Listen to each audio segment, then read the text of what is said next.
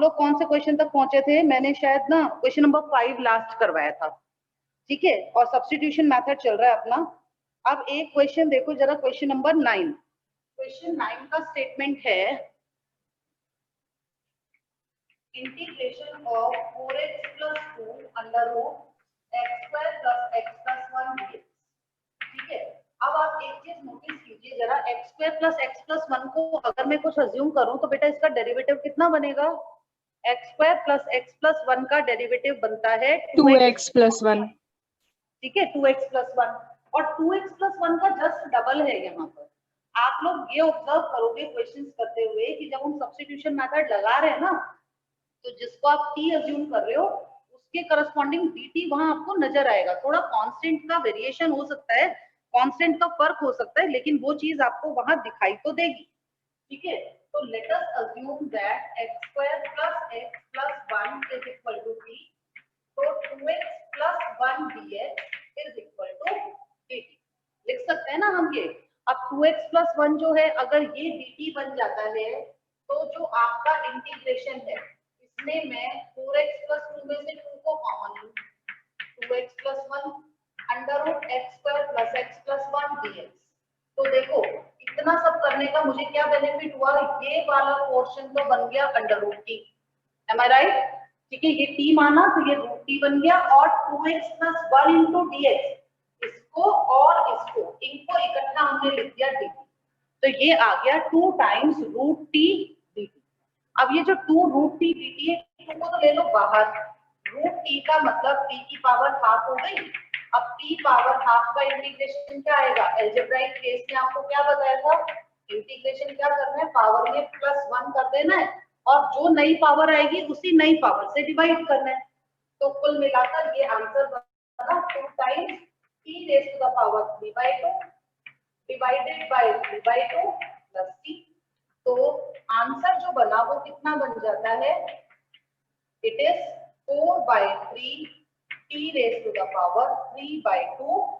Plus, और ये इसका सॉल्यूशन आ गया। अब t को क्या लिख सकते हो आप, you may write t as x² + x + 1, तो ये आ गया 4/3 x² + x + 1 power 3/2 plus c, जो कि इसका सॉल्यूशन है। ऐसे ही एक है क्वेश्चन नंबर 12। क्वेश्चन नंबर 12 को अगर हम लेते हैं तो 12th क्वेश्चन में देखो क्या बन रहा है। 12th question says integrate x³ - 1 का क्यूब रूट फिर x⁵ dx। ठीक है, ये चीज दी हमें। अब ना x³ - 1 तो ठीक है कि ये x³ - 1 का क्यूब रूट है, हम चाहें तो x⁵ को ऐसा लिख सकते हैं ना, x⁵ को हम लोग क्या लिख सकते हैं, x³ × x² dx। ठीक है, अब क्यूब रूट वाला जो चीज है ना, इसको डायरेक्टली सॉल्व करने में हमें थोड़ा सा इश्यू आ सकता है। क्यों आ सकता है? क्योंकि x³ - 1 क्यूब रूट के अंदर भी है, और अकेले x, अगर खाली इतना होता ना फिर तो ये t मान के t की पावर 1/3 बन जाता। अभी तो ये t लेंगे तो t के साथ आगे एक और क्वांटिटी दोबारा से आ गई। तो ऐसे क्वेश्चंस का सबसे अच्छा रास्ता क्या होता है कि ये जो x³ - 1 का क्यूब रूट है, मैंने इसी को t ले लिया, मतलब मैंने इस पूरी की पूरी क्वांटिटी को क्या एज्यूम कर लिया, t। अगर ये पूरी की पूरी क्वांटिटी t है तो x³ - 1 को t³ लिख सकते हो आप। क्या किया हमने, क्यूबिंग कर दी, क्यूबिंग की तो x³ - 1 आ गया t³ के बराबर। अब यहां से x³ कितना बन गया, x³ आ गया t³ + 1। ठीक है, -1 को वहां ले जाओ। अब आप करो डिफरेंशिएट, तो 3x² dx will be equal to 3t² dt। ठीक है, ये इसमें कन्वर्ट हो गया, x³ का 3x² dx is equal to 3t² dt। 3 से 3 भी कैंसिल हो गया, तो आपके पास ये बचा कि x² dx जो है वो t² dt के इक्वल है। अब आती है कि हमारा इंटीग्रेशन किस में कन्वर्ट हुआ। देखो इस पूरे को मैंने क्या माना था, t तो इसको तो लिख दो t।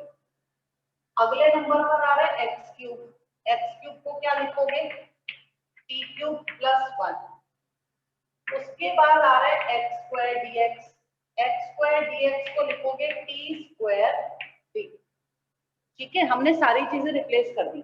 कुल मिलाकर जो इंटीग्रल हमारा पहले x में था वो अब किस में कन्वर्ट हो गया, t में कन्वर्ट हो गया। इसे t दिया, इसे t क्यूब प्लस 1 लिखा, ये बन गया t स्क्वायर dt। तो अब इसको जरा बोल लो, I think it is t cube into T cube plus 1 dt। इनको मर्ज कर दिया दोनों पावर को, और अगर आप बोलते हैं तो t की पावर 6 प्लस t की पावर 3 dt, ये चीज आ जाती है आपके पास। ठीक है, ये आ गया। अब जो ये चीज आई, इससे आप निकाल लो इसका इंटीग्रेशन, इसका इंटीग्रल कितना बनेगा। इसका जो इंटीग्रल है आई, वो अब किसके बराबर आना चाहिए, t की पावर 6 का लो, t की पावर 7/7। t की पावर 3 को क्या लिखोगे, t की पावर 4/4 प्लस t। हो गया इतना। अब t पावर 4/4 प्लस t, ये सब करने के बाद अब आप रिप्लेस कर दो, आपका जो भी t था उस t को रख दो, उस t को रखोगे तो आपके पास आंसर आ जाएगा। अब t किसको माना था मैंने अपनी तरफ से t लिया था x क्यूब माइनस 1 की पावर 1/3 को, तो एक तो इसकी पावर 7 होगी प्लस 1/4 x क्यूब माइनस 1 की पावर 1/3 पावर 4 प्लस, तो 1/7 x क्यूब माइनस 1 की power 7/3 plus 1/4 x cube minus 1 की पावर 4/3 प्लस, ये आंसर आ गया। आप लोगों को अगर कहीं ये कंफ्यूजन हो ना कि हमारा आंसर ठीक भी आया कि नहीं, तो उसका भी एक तरीका है। आपको क्या करना चाहिए, आप इसका रीडेरिवेटिव करके देख लो, रीडिफरेंशिएट कर लो। अगर इसको डिफरेंशिएट करने पर आपके पास वही फंक्शन आ जाए जो इंटीग्रल में दिया हुआ था, तो इसका मतलब आपका ठीक है, अदरवाइज कोई गलती है तो उस गलती को पकड़ा जा सकता है।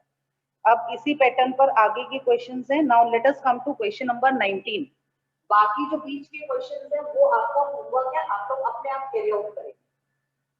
19th क्वेश्चन है और बहुत आराम से हो जाएगा बेटा, थोड़ा दिमागी घोड़े घोड़े दौड़ाओगे ना तो सीखोगे, क्योंकि अब मैं आपको जो है 20 क्वेश्चन करा दूंगी। पेपर में जब इंटीग्रेशन का क्वेश्चन आएगा ना तो एक बार तो दिमाग घूमेगा कि यहाँ क्या लगा है, तो अपने आप को सब्स्टिट्यूशन सोचोगे तो ज्यादा अच्छा कर पाओगे। अब ये जो थोड़े ट्रिकी क्वेश्चंस हैं उनको मैं डिस्कस कर रही हूँ। e power 2x minus 1 upon e power 2x plus 1। देखो e की पावर 2x का डेरिवेटिव e की पावर 2x ही बनता है, तो वो तो ठीक है, लेकिन ये जो 1 है ना ये दिक्कत कर रहा है। जब तक ये 1 हटेगा नहीं तब तक आंसर निकलेगा नहीं, और 1 हट भी गया ना तो भी क्या होगा, एक पार्ट सॉल्व हो जाएगा, एक फिर भी लटक के रह जाएगा। अब इसमें एक ट्रिक काम कर रही है, हमने क्या करना है, e की पावर x को कॉमन निकालना है। जब हम e की पावर x को ऊपर और नीचे से कॉमन लेंगे तो हम इसको ऐसा लिख सकते हैं। बताइए, एम आई राइट? मैंने क्या किया, e पावर x को कॉमन ले लिया, e पावर x को कॉमन निकाला इधर से, तो e पावर x कॉमन, अंदर भी e power x minus e की पावर माइनस x, क्योंकि x माइनस x क्या हो जाता है, 0। ऐसे ही ये कॉमन लेने के बाद ये तो कैंसिल ही हो गया बाहर वाला। अब आप नोटिस करो इसका डेरिवेटिव ये बनता है। हमने सिर्फ एक छोटा सा स्टेप लगाया, क्या किया, e पावर x को मैंने कॉमन लिया, न्यूमरेटर से भी कॉमन लिया और डिनोमिनेटर से भी कॉमन लिया। कॉमन लेते हैं तो 1 था, 1 का मतलब e की पावर x माइनस x, यानी e की पावर x इंटू e की पावर माइनस x, ये कॉमन चला गया, ये अंदर बच गया। फिर से देखो, जिसको समझ नहीं आया, 1 यानी e की पावर 0, 0 यानी x माइनस x, यानी e की पावर x इंटू e की पावर माइनस x। एक और तरीके से भी समझ सकते हो, आप इसे ऐसा कह सकते हो, तो ये बन गया e की power minus x into e की पावर x, ये कॉमन चला गया, ये बच गया। ये काम किया हमने, ये स्टेप लगाया इसके अंदर। अब इतना करने के बाद हम यहाँ तक पहुंच गए। अब अगर मैं देखूं तो सपोज करो कि e पावर x प्लस ई पावर माइनस एक्स को मैंने मान लिया टी। तो ई पावर एक्स माइनस ई पावर माइनस एक्स डीएक्स क्या बन जाएगा टी। ठीक है, दो चीजें आ गई। तो इंटीग्रेशन क्या बना, अब जो ऊपर वाली क्वांटिटी है वो तो बन गई dt, नीचे वाले को हमने मान लिया t, तो आंसर आया log t प्लस c। तो log t प्लस c में log t को क्या लिख दोगे, t को लिख दोगे e power x plus e power minus x। This is the answer. हो सकता है ये आंसर आपका पीछे मैच ना करता हो, उससे कोई फर्क नहीं पड़ता। अगर आपके स्टेप्स ठीक हैं तो आपका आंसर जो है आपको फुल मार्क्स मिलेंगे। एक्चुअली होता क्या है, हमने कौन सा अप्रोच यूज किया, हमने कौन सा मेथड यूज किया, कई बार ना इनडेफिनेट इंटीग्रल में आंसर उसके हिसाब से आते हैं। तो इस तरह से ये क्वेश्चन जो है वो सॉल्व हो जाता है। बिल्कुल इसी पैटर्न पर 20th क्वेश्चन है, पर 20th में आपको कुछ करना नहीं पड़ेगा, वहां तो सीधे सीधे ये वाली फॉर्म बना के दी हुई है, बस x की जगह 2x है, तो वो आप अपने आप करेंगे। अब इसके बाद है क्वेश्चन नंबर 21। 21st क्वेश्चन है, बेटा आप लोग ये मानकर चलो अभी अगले 3-4 दिन आपका डेली के एवरेज के हिसाब से लगभग 2 एक्सरसाइजेस हम करवाएंगे हर रोज की। एक पीरियड में एक एक्सरसाइज बहुत आराम से हो जाएगी इंटीग्रेशन की। और हमें करनी कितनी है मैं आपको ये भी एक आइडिया दे दूं ताकि आप लोग भी क्लियर रहो ना। आपकी 7 चैप्टर जो एनसीईआरटी का है इसमें है 11 एक्सरसाइज, तो हम 7 तक करेंगे। 8th एक्सरसाइज डिलीट हो गई, 7.7 तक प्रोसीड करना है हमें। 7.1 से 7.7 तक जाना है। 7.8 डिलीट हो गई। 7.9, 10, 11 ये टॉपिक हम बिल्कुल एंड में जब सिलेबस पूरा हो जाएगा तब करवाएंगे, क्योंकि ये आप तब कर पाओगे जब आपका रिवीजन सही हो जाएगा। जब तक रिवीजन नहीं होगा तब तक आपको ये चीजें समझ में नहीं आएंगी, इसलिए रिवीजन तक हम इन तीन एक्सरसाइजेस को स्किप करेंगे। उसके बाद चैप्टर 8 है। 8.1, 8.2 दो एक्सरसाइज है। 8.2 सिलेबस में से डिलीट हो गई। 8.1 जो बचती है इसको हम करेंगे after exam, sorry after revision. तो ये जो पोर्शन है ये मोस्ट इंपॉर्टेंट पोर्शन है, और ये जब तक आपका इंटीग्रेशन रिवाइज नहीं हो जाएगा तब तक आपको समझ में नहीं आएगा। तो ये पोर्शन को हम रिवीजन में करेंगे, राइट नाउ हम आपको नहीं करवाएंगे। तो अभी हमें कहां तक जाना है, 7.7 तक जाना है। और उसके बाद 9.1 से 9.6 5 एक्सरसाइज है, उन 5 में से 9.2 कट गई, इसलिए मैंने बोला 5 है तो 6 में से एक डिलीट हो गई तो 5। और बहुत छोटी छोटी सी एक्सरसाइज है, एक एक मतलब एक एक्सरसाइज में 10 क्वेश्चन है ना, तो एक क्वेश्चन करोगे तो 10 के 10 समझ में आ जाएंगे आपको ऐसे ही। तो ये 5 और ये 7 और 5 12, तो ये 12 एक्सरसाइज हमें करनी है, जिसमें से 2 दूसरी आज होने जा रही है अपनी, ये अभी कंप्लीट हो जाएगी आज। ठीक है, तो ये सिलेबस है, ये हम प्रोसीड करेंगे। लगेगा नहीं हो रहा तो हम एक क्लास और बढ़ा देंगे, लेकिन इसको पूरा करने की कोशिश करेंगे ताकि इसके तुरंत बाद हम लोग रिवीजन स्टार्ट कर पाए। तो ये तो था outline of your syllabus. Now question number 21 है, integrate tangent square 2x minus dx। अब देखो जरा, टेंजेंट स्क्वायर तो किसी का फॉर्मूला नहीं होता, लेकिन सीकेंट स्क्वायर होता है, ये तो पता है ना। टेंजेंट स्क्वायर किसी के रिजल्ट में नहीं आता, पर सीकेंट स्क्वायर आता है। तो जब भी टेंजेंट की इवन पावर वाला क्वेश्चन आएगा ना, आपने क्या करना है, उसको सीकेंट में कन्वर्ट कर देना। तो आप इसे ऐसा लिख सकते हो। ठीक है, हमने टेंजेंट स्क्वायर 2x माइनस 3 को लिख दिया, integration of secant square 2x minus 3 minus 1 dx। दोनों पार्ट्स को अलग अलग कर लो, एक पार्ट ये वाला हो गया, एक पार्ट ये वाला हो गया। ठीक है, सीकेंट स्क्वायर 2x माइनस 3। अब सीकेंट स्क्वायर 2x माइनस 3 का इंटीग्रेशन होता है टेंजेंट 2x माइनस 3, क्योंकि सीकेंट स्क्वायर डेरिवेटिव होता है टेंजेंट का। और साथ साथ 2 से डिवाइड करेंगे, क्योंकि x के कोफिशिएंट से डिवाइड करना होता है। माइनस dx का इंटीग्रेशन x प्लस c। तो इस तरीके से ये आंसर हमारे पास बन जाता है। ऐसे ही बाकी हैं। Now come to question number 24। अब 24th क्वेश्चन जो है, बेटा कुछ ऐसा भी कर सकते हैं, कुछ एक क्वेश्चंस का मैं आपको हिंट दे दूं, उसके बाद आप लोग कर पाओगे उनको पूरा पूरा ना करके। क्योंकि सभी का जो प्रोसीजर है वो है तो सब्स्टिट्यूशन ही। 2 cos x minus 3 sin x, 6 cos x plus 4 sin x dx। सबसे पहले ये चेक करो क्या कुछ कॉमन आ रहा है। Is there anything which can be taken out common? Numerator में तो नहीं आ रहा कुछ भी, लेकिन डिनोमिनेटर में 2 को कॉमन ले सकते हो। डिनोमिनेटर से 2 कॉमन आ रहा है, ठीक है। तो डिनोमिनेटर का 2 कॉमन लेकर मैंने बाहर निकाल दिया। अब अंदर क्या बचा? 2 cos x minus 3 sin x divided by 3 cos x plus 2 sin x dx। ठीक है, ये चीज आ गई। अब देखो 2 2 3 3, इसका डेरिवेटिव क्या बनता है? अगर मैं 3 cos x plus 2 sin x जो मेरे पास डिनोमिनेटर में है, मैं इस क्वांटिटी को t मानूं, तो इसका डेरिवेटिव होगा -3 sin plus 2 cos x dx is equal to dt।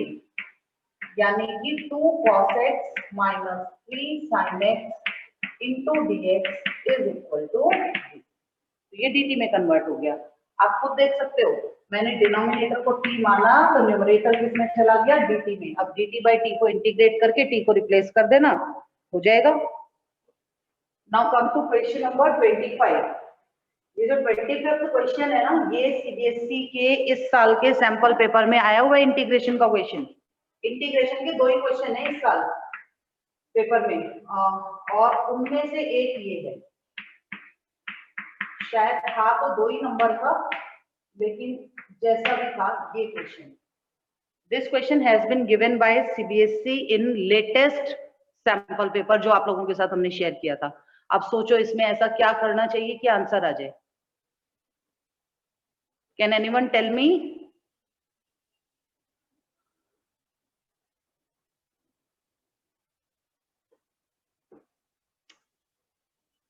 ये cos स्क्वायर जो है इससे क्या बनेगा? 1 बाय cos स्क्वायर को secant स्क्वायर x बना। 1 बाय cos स्क्वायर x को secant स्क्वायर बना के ऊपर ले जाओ, तो ये बन गया secant स्क्वायर x dx।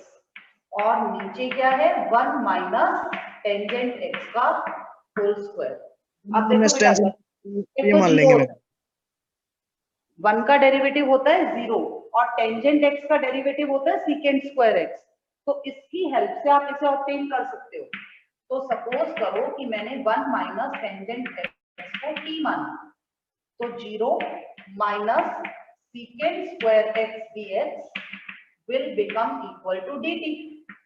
तो इस हिसाब से secant square x dx minus dt में कन्वर्ट हो जाता है।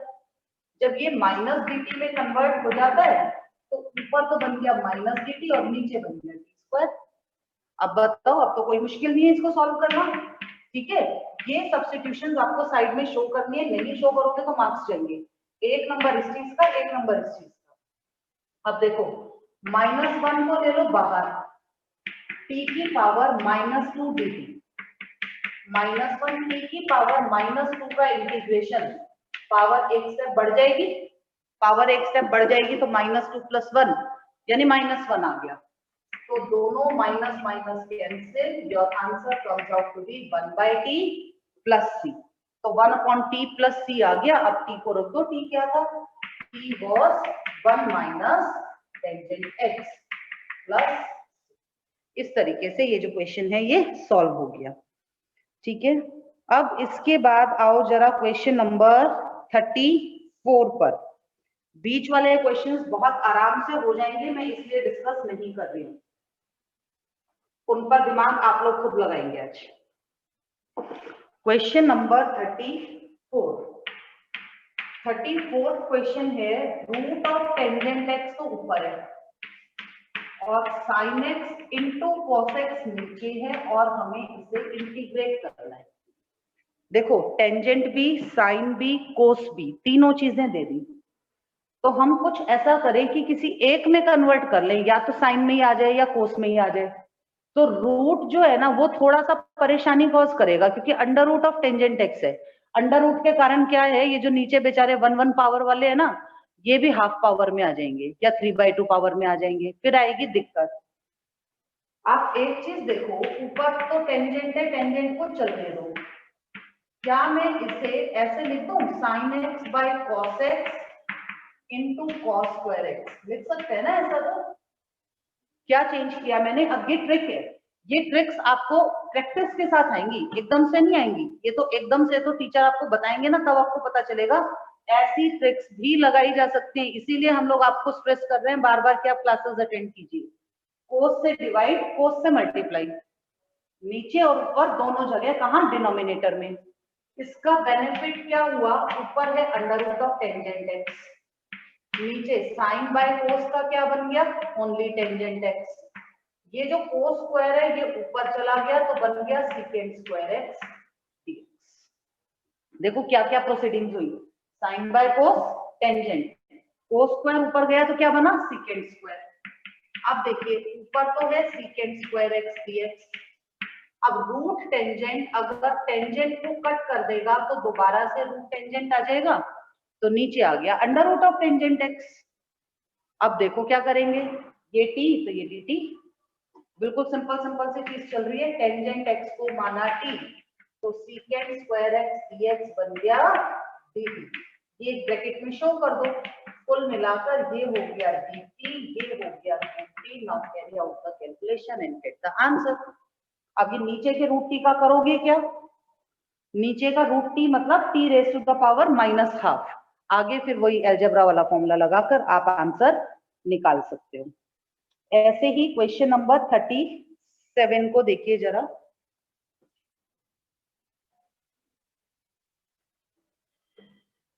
क्वेश्चन 37 है, integrate x³ sine tangent inverse x की पावर 4 1 प्लस x की पावर 8 dx। ऐसे ऐसे कॉम्प्लेक्सिटी वाले क्वेश्चन तो ना सबसे आसान होते हैं। कारण क्या है, इनमें ना स्ट्रेट फॉरवर्ड सब्स्टिट्यूशन चलती है।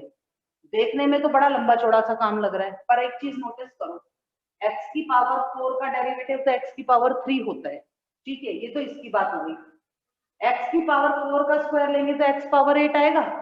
अब मैं अगर tan इनवर्स x पावर, आपने टेंजेंट इनवर्स x का डेरिवेटिव पढ़ा, टेंजेंट इनवर्स x का डेरिवेटिव 1/1 प्लस x स्क्वायर होता है, तो 1 प्लस x4 का स्क्वायर, कुछ ऐसा बन रहा है ना। ये जो 8 पावर है, इस 8 पावर को ऐसे लिख सकते हो, x पावर 4 का होल स्क्वायर, ठीक है। अब ये क्वांटिटी जो है इसका डेरिवेटिव नीचे प्रेजेंट है और फिर इसका डेरिवेटिव यहाँ प्रेजेंट है, तो हम इसमें क्या करें, हमें बहुत ज्यादा कुछ नहीं करना, हमें क्या करना है, हमें पूरी क्वांटिटी को टी ले लेना है। किसको? टेंजेंट इनवर्स x पावर 4 को।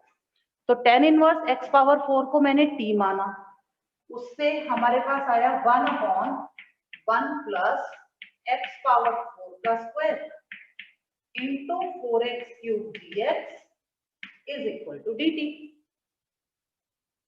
कौन सा रूल अप्लाई हुआ? चेन रूल, ठीक है। चेन रूल की हेल्प से टेंजेंट इनवर्स x पावर 4 को क्या लिख दिया? टेंजेंट इनवर्स का डेरिवेटिव 1/1 प्लस x4 का square into 4x³ dx is equal to dt। तो x³ dx divided by 1 plus x power 8 dt/4 बन जाएगा। अब ये dt/4 आया, तो अब देखो जरा, एक तो एक ये और एक ये तीनों सर्कल वाली टर्म्स तो बन गई dt और आगे वाला बन गया sin t, तो ये बना integration of sin t dt। अब integration of sin t dt क्या बनना चाहिए? sin t dt का इंटीग्रेशन क्या बनता है? sin t dt minus cos t plus c, तो माइनस cos t यानी tangent inverse x power 4 plus c which is the answer. तो इस तरह से ये क्वेश्चन सॉल्व हो जाता है। अब 38 क्वेश्चन और 39 क्वेश्चन है तो एमसीक्यू के, देखो जरा। बेटा अभी ना आप लोगों को ये लग रहा होगा कहीं ना कहीं कि ना केमिस्ट्री और मैथ्स दोनों जगह सिलेबस चल रहा है, तो बेटा ये सिचुएशन तुम लोग तो अभी एक हफ्ते से फेस कर रहे हो। लास्ट ईयर तक तो ये सिचुएशन सितंबर से शुरू होके 30 नवंबर तक चलती थी, सितंबर एंड से, यानी पूरा अक्टूबर पूरा नवंबर, जिसमें दिवाली की छुट्टियां भी आ जाती थी, और इसी तरीके से चलता था सिलेबस। बस फर्क ये है वो ऑफलाइन होता था और ये ऑनलाइन है। तो थोड़ा सा कॉपरेशन देखो हमारा भी और हमारे साथ साथ आप लोगों का भी रहेगा, तो अपने को करना थोड़ा इजी हो जाएगा। चलो अब 38 क्वेश्चन है। 10x9 10 power x log of 10 base e upon x power 10 plus 10 power x dx, इसका इंटीग्रेशन निकालना है।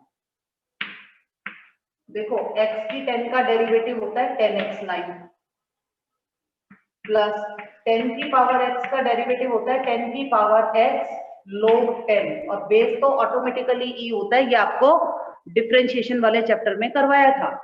तो ये जो क्वांटिटी है यही तो न्यूमरेटर में दे रखी है। तो ये क्वेश्चन देखने में लंबा चौड़ा लग रहा है क्या ये t, तो ऊपर dt और हो गया, बस इतना ही काम था और इसमें कुछ करना नहीं था। ऐसे ही नेक्स्ट क्वेश्चन को देखो, आपको दिया dx divide by sine square x into cos square x। अब एक साइन स्क्वायर है एक कोस स्क्वायर है। मेथड इस क्वेश्चन को सॉल्व करने के तो ना बहुत सारे मेथड्स हैं, तो हम चाह रहे हैं थोड़ा इजी सा हो जो आपको ज्यादा समझ में आए। मुझे ये बताओ साइन स्क्वायर कोस स्क्वायर में कोई रिलेशनशिप होता है?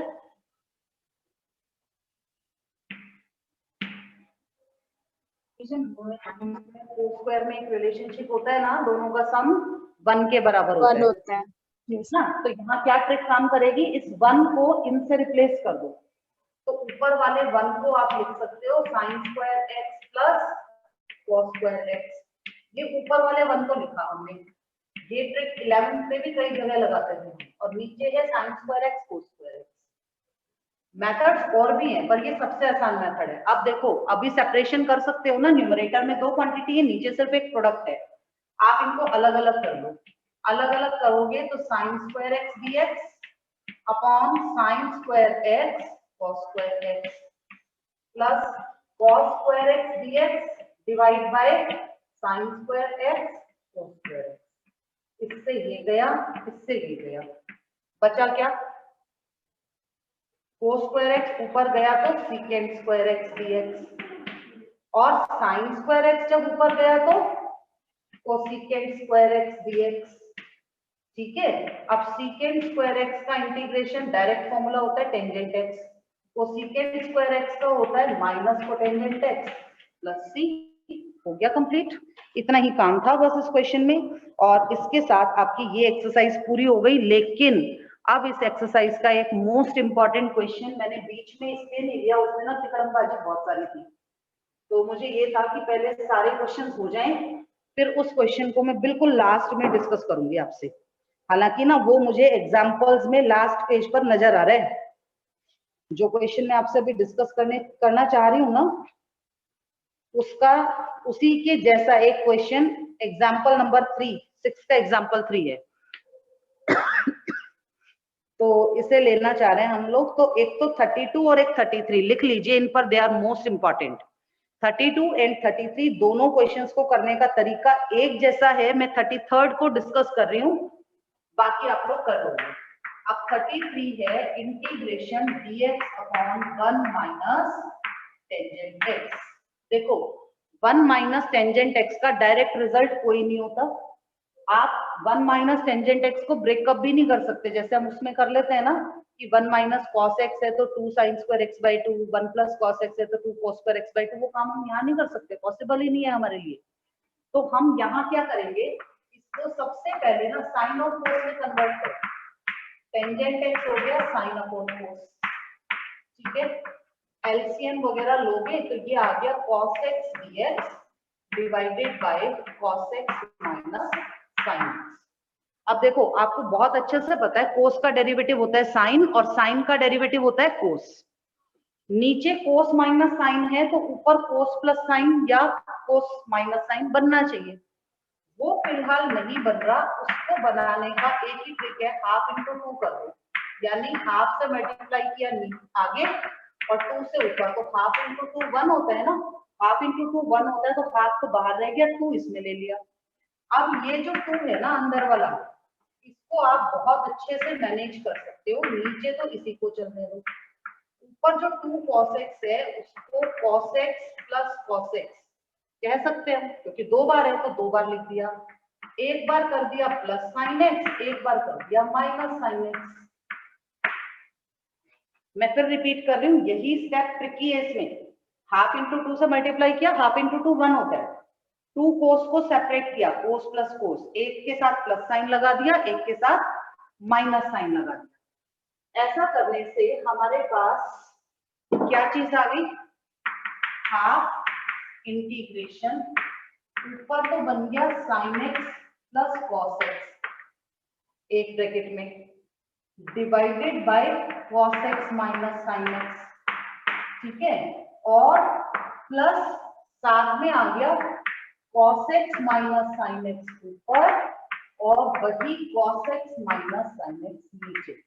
मैंने क्या चेंज किया बेटा, यहाँ पर मैंने ऊपर वालों को सेपरेट कर दिया, एक ब्रैकेट में ये दोनों लिए, एक में ये दोनों लिए, इन दोनों के नीचे भी ये, इन दोनों के नीचे भी ये, तो ये 2 हिस्से बन गए। इसमें तो बेनिफिट ये हुआ है तो कट ही गया पूरा का पूरा, तो ये आया half integration sine plus cos, अलग अलग कर दो dx upon cos minus sine, इस आगे वाले को तो अलग कर दिया, प्लस दूसरे वाले में हाफ dx प्लस c, इतना रह गया, ये एज इट इज, प्लस ये बना 1 प्लस c। अब इसके बाद हमें क्या करना है, जो ये वाला इंटेग्रल है ना, इसमें हमें एक चेंज करना है। मान लो cos x minus sine x t है, तो minus sine x minus cos x dx dt आ जाएगा।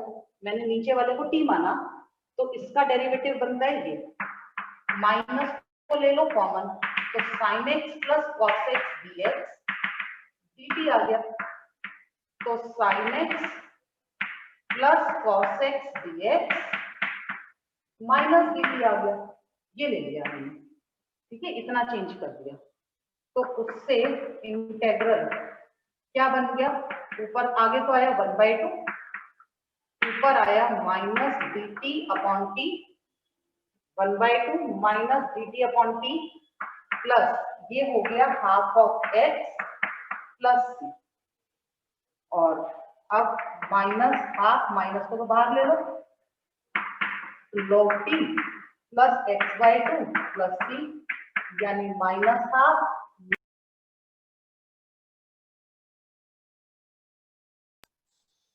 t को वापस रखोगे, t को वापस रखोगे तो क्या आएगा, cos x minus sin x plus x/2 plus